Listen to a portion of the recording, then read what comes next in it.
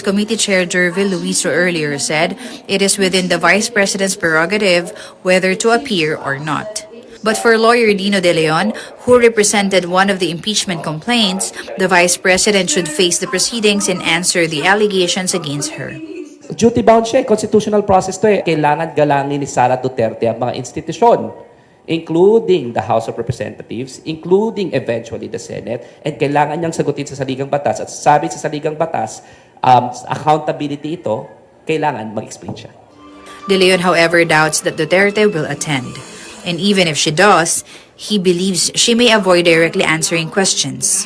Palagay ko hindi niya sasagutin yung mga tanong. She will again throw an attitude out there and claim that this is all political. Duterte has earlier denied the allegations, arguing that the complaints lack ultimate facts, a claim that De Leon strongly disputes, insisting there is sufficient basis for accountability. Ito po ang mastery kasi ng Duterte camp, no? Yung tinatawag nating dilituhin tayo, yung tinatawag nating diversion, muddling of the issues. Ang alegasyon ay siya ay nagwaldas at nagnakaw sa confidential funds. Yun ang kailangan niyang sagutin.